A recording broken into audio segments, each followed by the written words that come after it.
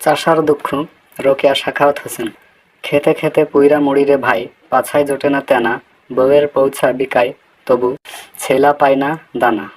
শুনিতে পাই ১৫০ বৎসর পূর্বে ভারতবাসী অসভ্য বর্বর ছিল। এই ১৫০ বৎসর হইতে আমরা ক্রমশ সভ্য হইতে সভ্যতর হইতেছি।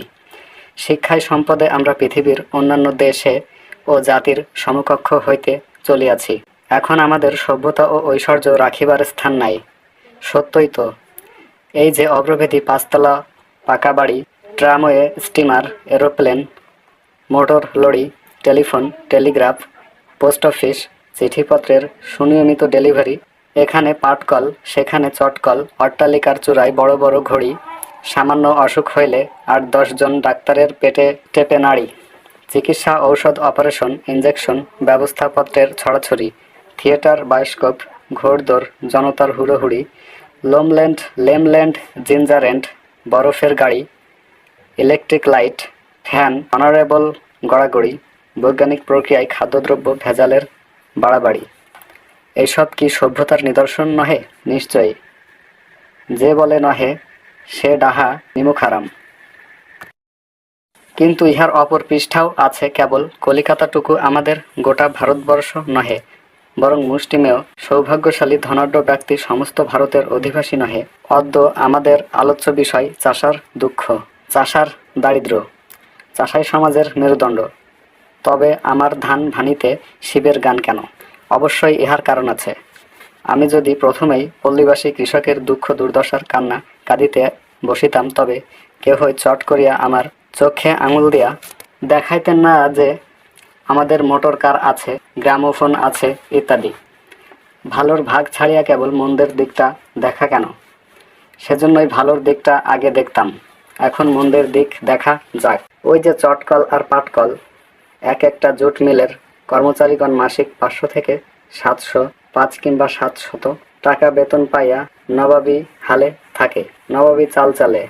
কিন্তু সেই জুট যাহারা উৎপাদন করে তাহাদের অবস্থা এই যে পাছায় জোটে না তেনা। ইহা ভাবিবার বিষয় নহে কি? আল্লাহ তাআলা এত অবিচার কিরূপে সহ করিতেছেন? সমস্ত ভারতের বিষয় ছাড়িয়া কেবল বঙ্গদেশের আলোচনা করিলেই যথেষ্ট হইবে। একটি চাউল পরীক্ষা করিলেই হাঁড়ি ভরা ভাতের অবস্থা জানা যায়। আমাদের বঙ্গভূমি সুজলা সুফলা শস্য শ্যামলা, তবু চাষার উদরে অন্ন নাই কেন? ইহার উত্তর রবীন্দ্রনাথ ঠাকুর দিয়াছেন। ধান্য তার বসুন্ধরা যার। তাই যে সমস্ত ভারতের বিষয় ছাড়িয়া কেবল বঙ্গদেশের আলোচনা করিলেই যথেষ্ট হইবে। একটি চাউল পরীক্ষা করিলেই হাঁড়ি ভরা ভাতের অবস্থা জানা যায়। আমাদের বঙ্গভূমি সুজলা সুফলা শস্য শ্যামলা, তবু চাষার উদরে অন্ন নাই কেন? ইহার উত্তর শ্রদ্ধাস্পদ রবীন্দ্রনাথ ঠাকুর দিয়াছেন। ধান্য তার বসুন্ধরা যার। তাই তো অভাগা চাষাকে সে কেবল খেতে খেতে পুইরা মরিবে, হাল বহাল করিবে আর পাট উৎপাদন করিবে। তাহা হইলে চাষার ঘরে যে মোড়াই ভরা ধান ছিল, গোয়াল ভরা গরু ছিল, উঠান ভরা মুরগি ছিল, এ কথার অর্থ কি? ইহা কি শুধুই কবির কল্পনা? না, কবির কল্পনা নহে, কাব্য উপন্যাসও নহে, সত্য কথা। পূর্বে ওসব ছিল, এখন নাই। আরে এখন যে আমরা সভ্য হইয়াছি, ইহাই কি সভ্যতা? সভ্যতা কি করিবে? ইউরোপের মহাযুদ্ধ সমস্ত পৃথিবীকে সর্বশান্ত করিয়াছে, তা বঙ্গীয় কৃষকের কথা কি? আমি উপযুক্ত উত্তরে সন্তুষ্ট হইতে পারি না, কারণ ইউরোপীয় মহাযুদ্ধ তো এই ৭ বৎসরের ঘটনা। ৫০ বৎসর পূর্বেও কি চাষার অবস্থা ভালো ছিল? দুই একটি উদাহরণ দেখাই। বাল্যকালে শুনিতাম টাকায় ৮ সের সরিষার তৈল ছিল আর টাকায় ৪ সের ঘৃত। যখন টাকায় ৮ সের সরিষার তেল ছিল, তখনকার একটা গল্প এই। কৃষককন্যা জমিরনের মাথায় বেশ ঘন ও লম্বা চুল ছিল।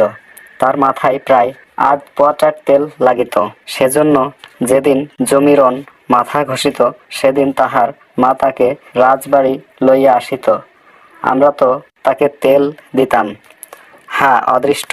যখন ২ গুণ্ডা পয়সায় ১ সের তৈল পাওয়া যাইত, তখনও মাতা কন্যার জন্য ১ পয়সার তৈল জুটাইতে পারিত না। এই তো ৩০-৩৫ বৎসর পূর্বে বিহার অঞ্চলে ২ সের খেসারির বিনিময়ে কৃষক পত্নী কন্যা বিক্রি করিত। 25 বৎসর পূর্বে উড়িষ্যার অন্তর্গত কনিকা রাজ্যের অবস্থা এই ছিল যে কৃষকেরা পখাল পান্থা ভাতের সহিত লবণ ব্যতীত অন্য কোনো উপকরণ সংগ্রহ করিতে পারিত না। শুটকি মাছ পরম উপাদেয় ব্যঞ্জন বলিয়া পরিগণিত হইত। তখন সেখানে টাকায় 25-26 সের চাউল ছিল। 7 ভায়া নামক সমুদ্র তীরবর্তী গ্রামের লোকেরা পখাল ভাতের সহিত লবণও জুটাইতে পারিত না। তাহারা সমুদ্র জলে চাউল ধুইয়া ভাত রাঁধিয়া খাইত। রংপুর জেলার কোন কোন গ্রামে কৃষক এত দরিদ্র যে টাকায় 25 সের চাউল পাওয়া সত্ত্বেও ভাত না পাইয়া লাউ কুমড়া প্রভৃতি তরকারি ও পাট শাক লাউ শাক ইত্যাদি সিদ্ধ করিয়া খাইত। আর পরিধান করিত কি শুনিবেন। পুরুষেরা বহু কষ্টে স্ত্রীলোকদের জন্য 8 হাত কিংবা 9 হাত কাপড় সংগ্রহ করিয়া দিয়া নিজেরা কৌপিন ধারণ করিত। শীতকালে দিবা ভাগে মাঠে মাঠে রৌদ্র যাপন করিত। রাত্রিকালে শীত অসহ্য বোধ হইলে মাঝে মাঝে উঠিয়া পাটখড়ি জ্বালিয়া আগুন পোহাইত। বিচালি বা পুয়াল খড় শয্যায় শয়ন করিত। অথচ এই রংপুর ধান্য ও পাটের জন্য প্রসিদ্ধ। সুতরাং দেখা যায় ইউরোপীয় মহাযুদ্ধের সহিত চাষার দারিদ্র্যের সম্পর্ক অতি অল্পই। যখন টাকায় 25 সের চাউল ছিল তখনও তাহারা পেট ভরিয়া খাইতে পায় না। এখন টাকায় 3 থেকে 4 সের চাউল হওয়ারও তাহারা অর্ধানশনে থাকে। এ কঠোর মুহিতে চাষা এসেছে শুধু সহিতে, আর মরমের ব্যথা লুকায়ে মরমে জঠর অনলে দহিতে। 25-30 বৎসর পূর্বে চিত্র তো এই। তবে মরাই ভরা ধান ছিল, গোয়াল ভরা গরু ছিল, ঢাকা মসলিন কাপড় ছিল ইত্যাদি কোনো সময়ের অবস্থা। মনে হয় অন্তত শতাধিক বৎসর পূর্বের অবস্থা, যখন কৃষক রমণী স্বহস্তে চরকায় সুতা কাটিয়া বাড়ি শুদ্ধ সকলের জন্য কাপড় প্রস্তুত করিত। আসাম এবং রংপুর জেলায় এক প্রকার রেশম হয়, স্থানীয় ভাষায় তাহাকে এন্ডি বলে। এন্ডি রেশমের পোকা প্রতিপালন ও তাহার গুটি হইতে সুতা কাটা অতি সহজসাধ্য কার্য। এই শিল্প তদ্দেশবাসিনী রমণীদের একচেটিয়া ছিল। তাহারা এ গুটি উহার বাড়ি দেখা করিতে যাইবার সময় টেকো হাতে লইয়া সুতো কাটিতে কাটিতে বেড়াইতে যাইত। এন্ডি কাপড় বেশ গরম এবং দীর্ঘকাল স্থায়ী হয়। ইহা ফ্লানেল হইতে কোনো অংশে ন্যূন নহে, অথচ ফ্লানেল অপেক্ষা দীর্ঘস্থায়ী। একখানি এন্ডি কাপড় অবাধে 40 বৎসর টেকে। 4-5 খানি এন্ডি চাদর থাকিলে লেপ কম্বল কাঁথা কিছুই প্রয়োজন হয় না। ফল কথা, সেকালে রমণীগণ হাসিয়া খেলিয়া বস্ত্র সমস্যা পূরণ করিত। সুতরাং তখন চাষা অন্নবস্ত্রের কাঙাল ছিল না। তখন কিন্তু সে অসভ্য বর্বর ছিল। এখন তাহারা সভ্য হইয়াছে, তাই ছিঁড়ে দিয়ে বাঁকা তাজ ঢেকে রাখে টাক, কিন্তু তাহাদের পেটে নাই ভাত। প্রশ্ন হইতে পারে, সভ্যতার সহিত দারিদ্র্য বৃদ্ধি হইবার কারণ কি? কারণ যেহেতু আপাত সুলভ মূল্যে বিবিধ রঙিন ও মিহি কাপড় পাওয়া যায়, তবে আর চরকা লইয়া ঘর ঘর করিবে কেন?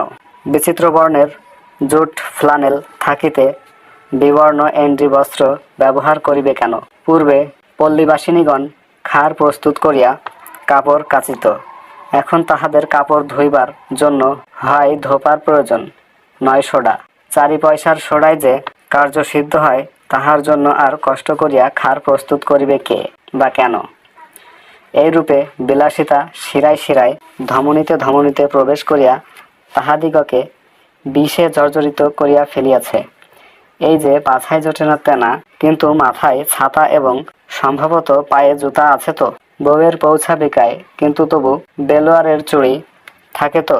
মুটে মজুর ট্রাম না হইলে 2 পদ নড়িতে পারে না, অথচ দৃষ্টিতে ট্রামের ভাড়া 5টা পয়সা অতি সামান্য বোধ হয়। কিন্তু ওই যা হইতে আসিতে 10 পয়সা লাগিয়া গেল, ওইরূপে 2টি পয়সা 4 পয়সা করিয়া ধীরে ধীরে সর্বস্বরা হইয়া পড়িতেছে। নিজ অন্ন পর কর পণ্য দিলে পরিবর্ত ধনে দুর্ভিক্ষ নিলে। বিলাসিতা ওরফে সভ্যতার সঙ্গে সঙ্গে অনুকরণ প্রিয়তা নামক আর একটা ভূত তাহাদের স্কন্ধে চাপিয়া আছে। তাহাদের আর্থিক অবস্থা সামান্য একটু সচ্ছল হইলেই তাহারা প্রতিবেশী বড়লোকদের অনুকরণ করিয়া থাকে। তখন চাষার বৌঝির যাতায়াতের জন্য সাওয়ারি চাই, ধান ভানিবার জন্য ভাড়ানি চাই ইত্যাদি। এইরূপ ভুরি ভুরি দৃষ্টান্ত আছে। সর্ব অঙ্গেই ব্যথা, ঔষধ দিব কোথা। আর এ বহির শত শিখা কে করিবে গণনা। অতঃপর শিবিকাবাহকগণ পালকি লইয়া ট্রামে যাতায়াত করিলেই সভ্যতার চূড়ান্ত হইবে। আবার মজা দেখুন, আমরা তো সুসভ্য হইয়া এন্ডি কাপড় পরিত্যাগ করিয়াছি, কিন্তু ওই এন্ডি কাপড়ই আসাম সিল্ক নামে অভিহিত হইয়া কোট প্যান্ট ও স্কট রূপে ইউরোপীয় নরনারীদের বর অঙ্গে শোভা পাইতে লাগিল।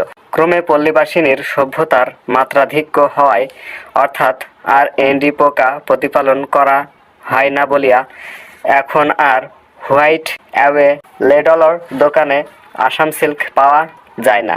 কেবল ইহাই নহে, আসাম হইতে এন্ডিগুলি বিদেশে চালান যায়, তথা হইতে সূত্ররূপে আবার আসামে ফিরিয়া আইসে। এই তো সেদিনের কথা। বঙ্গে গভর্নর লর্ড কারমাইকেল একখানি দেশি রেশমি রুমালের জন্মগ্রহণের অনুসন্ধান করেন। কেহই বলিতে পারিল না সেরূপ রুমাল কোথায় প্রস্তুত হয়। কিন্তু লর্ড কারমাইকেল ইংরাজ বাচ্চা, সহজে ছাড়িবার পাত্র নহেন। তিনি রুমালটার জন্মভূমি আবিষ্কার করিয়া ফেলিলেন। পূর্বে মুর্শিদাবাদের কোনো গ্রামে ঐরূপ রেশমি রুমাল প্রস্তুত হইত, এখন আর হয় না, কারণ সে গ্রামের লোকেরা সুসভ্য হইয়াছে। ফল কথা, সভ্যতা বিস্তারের সঙ্গে সঙ্গে দেশি শিল্প সমূহ ক্রমশ বিলুপ্ত হইয়াছে। সুখের বিষয়, সম্প্রতি পল্লীগ্রামের দুর্গতির প্রতি দেশবন্ধু নেতৃবৃন্দের দৃষ্টি পড়িয়াছে। কেবল দৃষ্টিপাতেরই যথেষ্ট নহে, চাষার দুঃখ যাহাতে দূর হয় সেজন্য তাহাদিগকে বিশেষ চেষ্টা যত্ন করিতে হইবে। আবার সেই মড়াই ভরা ধান, ঢাকা মসলিন ইত্যাদি লাভ করিবার একমাত্র উপায় দেশি শিল্প, বিশেষত নারী শিল্পসমূহের পুনরুদ্ধার। জেলায় জেলায় পাটের চাষ কম করিয়া তৎপরিবর্তে কার্পাসের চাষ প্রচুর পরিমাণে হওয়া চাই, এবং চরকা ও এন্ডি সুতার প্রচলন বহুল পরিমাণে হওয়া বাঞ্ছনীয়। আসাম এবং রংপুরবাসী করোনাগণ এন্ডি পোকা প্রতিপালনে তৎপর হইলে সমগ্র বঙ্গদেশের বস্ত্রক্লেশ লাঘব হইবে। পল্লীগ্রামে সুশিক্ষা বিস্তারের চেষ্টা হওয়া চাই। গ্রামে গ্রামে পাঠশালা আর ঘরে ঘরে চরকা ও টেকো হইলে চাষার দারিদ্র্য ঘুচিবে।